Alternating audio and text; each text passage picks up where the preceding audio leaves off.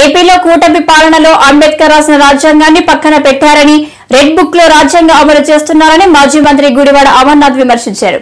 శనివారం వైఎస్ఆర్సీపీ కార్యాలయంలో ఆయన మీడియాతో మాట్లాడుతూ ఏపీలో కూటమి సర్కార్ సాగిస్తున్న పాలన దేనికి సంకేతం అని ఆయన ప్రశ్నించారు. ఏపీలో కూటమి సర్కార్ సాగిస్తున్న పాలన దేనికి సంకేతం? కోర్టు ప్రొసీడింగ్ లో ఉండగానే తాడేపల్లి కేంద్ర కార్యాలయాన్ని నేలమట్టం చేశారు. పైగా చేసిందంతా చేస్తూ అసెంబ్లీలో నీతులు మాట్లాడుతున్నారు. ప్రభుత్వంలో ఉన్నామని ఏదైనా చేస్తామంటే పద్ధతి కాదు. ప్రజాస్వామ్యంలో అందరికీ అవకాశాలు వస్తాయి.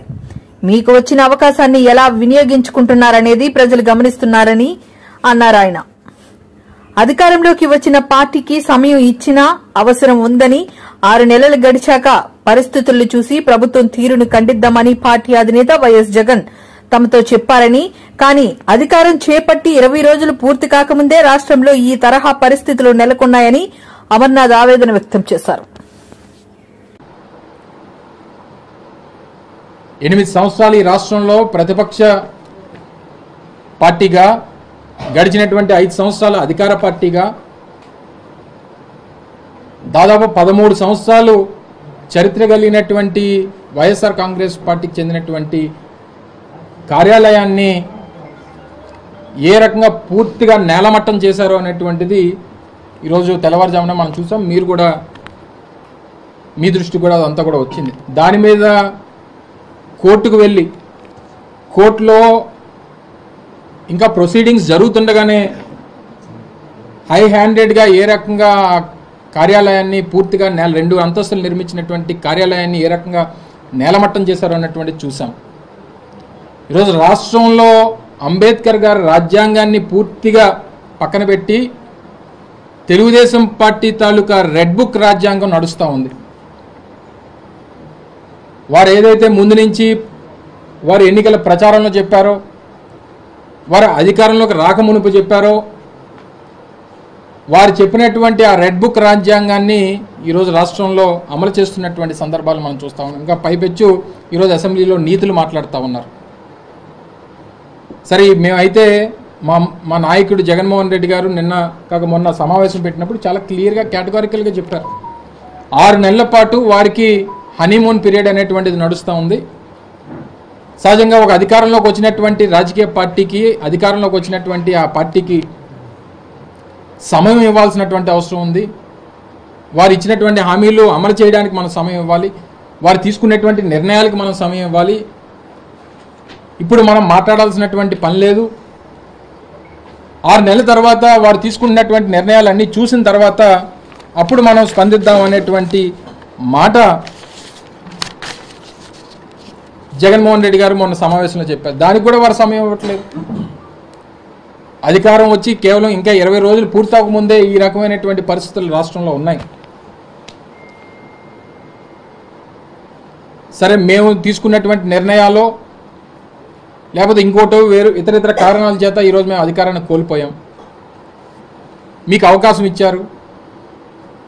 మీకు ఇచ్చినటువంటి అవకాశాన్ని సద్వినియోగం చేసుకోవాలి. కన్స్ట్రక్టివ్గా రాష్ట్రాన్ని ముందుకు తీసుకెళ్లాలనేటువంటి ప్రయత్నం చేయాలి తప్ప ఈ రకమైనటువంటి నిర్ణయాలు, ఒకవేళ నిజంగా మేము ఆ రోజు నిర్ణయం తీసుకొని ఉంటే ఈరోజు తెలుగుదేశం పార్టీకి ఉన్నటువంటి కేంద్ర కార్యాలయం మంగళగిరిలో అది వాగు పొరంబోక్ కింద ఉన్నటువంటి తెలుగుదేశం పార్టీ కేంద్ర కార్యాలయం మంగళగిరిలో ఉన్నటువంటిది పూర్తిగా ఉన్నటువంటి లాస్కి వ్యతిరేకంగా ఉన్నటువంటి నిర్మాణం. సో ప్రజాస్వామ్యంలో కొన్ని నిర్ణయాలు మనం ఆలోచన చేసి, సరే వారు కూడా తర్వాత కోర్టుకు వెళ్ళారు, కోర్టులో స్టే తెచ్చుకున్నారు, ఇతర కారణాలు బోల్డ్ అని ఉండొచ్చు.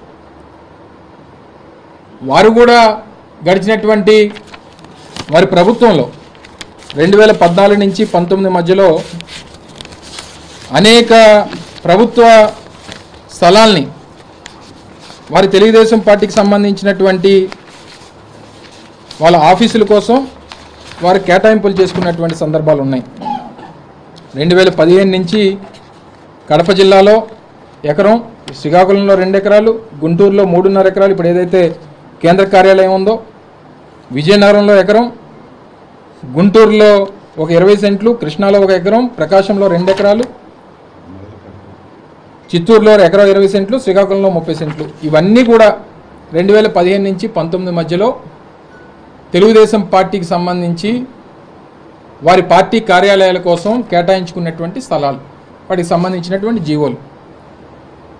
సో వారే 2016లో ఒక జీవో ఇష్యూ చేశారు.